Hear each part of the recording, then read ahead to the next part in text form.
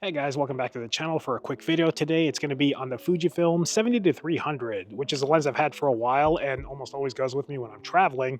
But in truth, I'm trying out this phone camera monitor setup, so far it's pretty cool, but I have to kind of sync the audio afterwards since I'm taking up a USB port because wired is always more reliable than Wi-Fi or casting.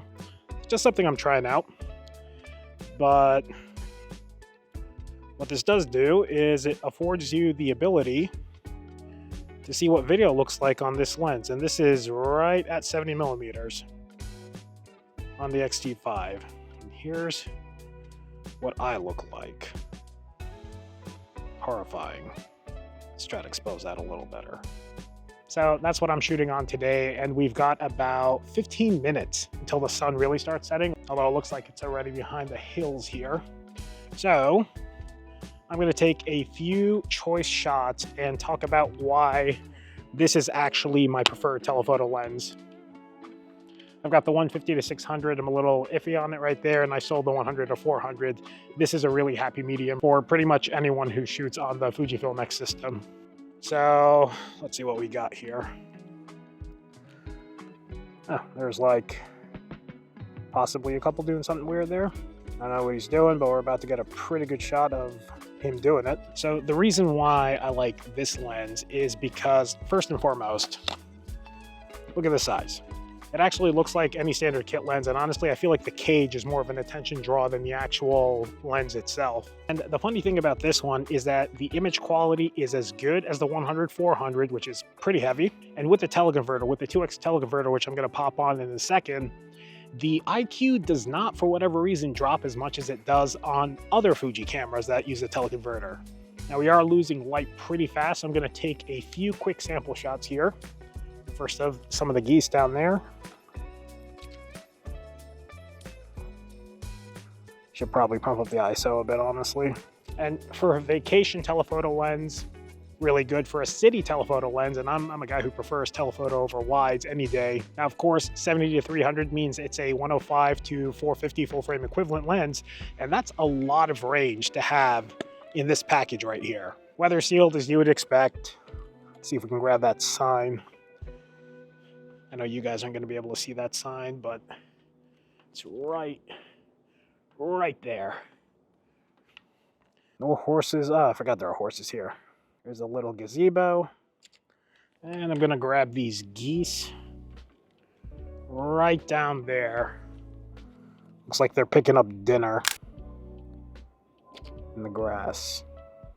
Okay, so I'm going to pop on the 2x teleconverter right now, and we're going to get a 140-600 millimeter full frame equivalent focal length, which is and I'm challenged doing math, so that's going to give you a 210-900 millimeter full frame equivalent in a small package. Now, any image quality trade-off is to be expected when you're making that kind of jump, especially on something this small and especially at the price point, in all honesty. But it's not about image quality, it's more about perspective. Truthfully, this setup deserves a better video than I'm doing right now, so let me know in the comments below if you want to see that video. But here is what it looks like with the 2x teleconverter. It's a little longer. I feel like now people will notice it a bit, but imagine you're out hiking. Imagine you just want to keep a super telephoto in your backpack. Tiny package, especially when you pack it down. It really isn't all that big at all.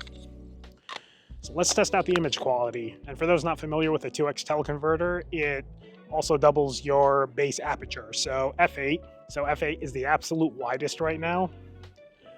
And like I said, I'm losing light pretty fast, so I'm gonna have to pump up the ISO a bit, shooting these at 1600. I'll get a close-up on some of these geese.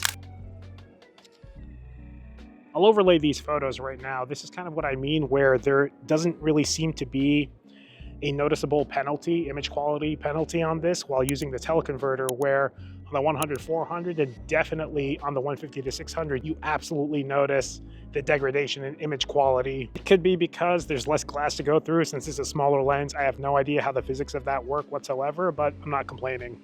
All right, so going back to that same sign right there that I shot earlier. Let's see how much closer we can get from the same spot. And here we go.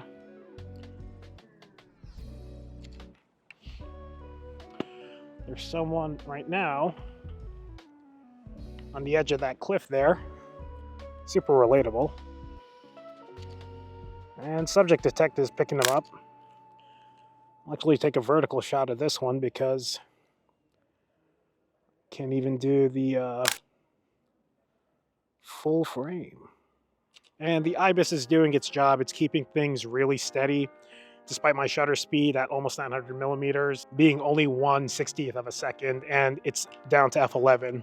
I'm going to pump up the ISO a little bit and increase the shutter speed, see if I can grab something interesting. I don't know what that little beach ball thing is in the middle of the lake, but here's a photo of it.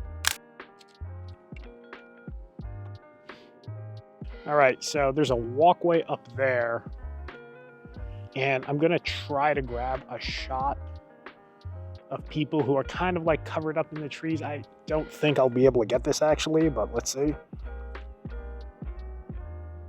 Oh, I stand corrected. You know, for all the complaints of Fuji's autofocus, that shot actually has that person's face, so I'm gonna go with the one right before it. Not a great shot, but not putting someone's face on here. No birds. Man, wildlife is gone. You know, I am not a fan.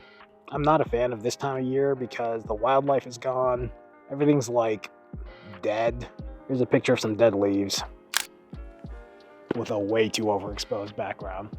Something interesting about this lens too, when never trying to shoot out of my window, is that the macro capabilities are actually surprisingly good on the telephoto end. Definitely not something you should probably be using this for, but here's some moss. Photos of moss that's up on the roof there. And that's a runner. Let's see if I can grab a shot of him. That looks graceful. And buddy, if you see this and you want the shot, let me know. Oh, focus is hunting a bit. You do get some slightly reduced autofocus performance, but you know, standard Fuji autofocus joke.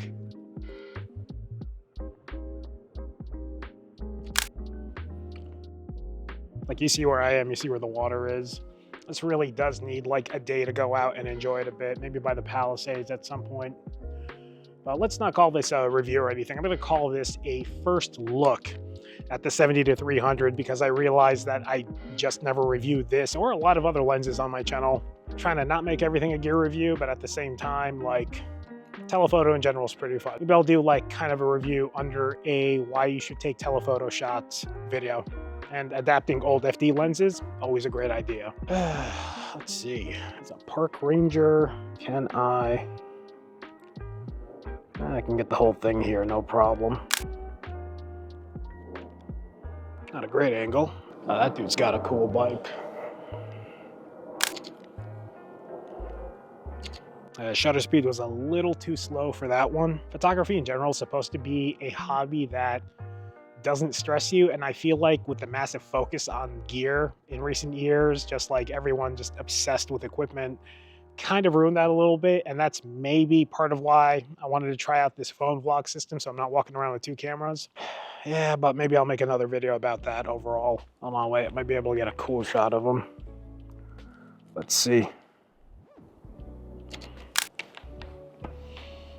I wanted to start riding though. Damn, we absolutely lost like all light, by the way, well into blue hour, and I'm getting ready to peace out, but I would like one more shot. Oh, there's someone on the mountain there.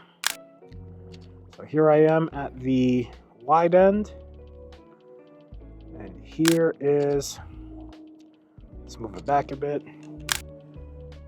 At the telephoto, can we do a dual compression? No, I missed him. Okay, that counts as the last shot. Let me know if you have any questions about this lens, if you want to see me make another video on it, if you want to see it with the 1.4x teleconverter, although I only have the one for the 200 f2. So I don't know if there's like a big image quality difference between that one and the normal one. But yeah, thanks for stopping by, and I'll catch you in the next one.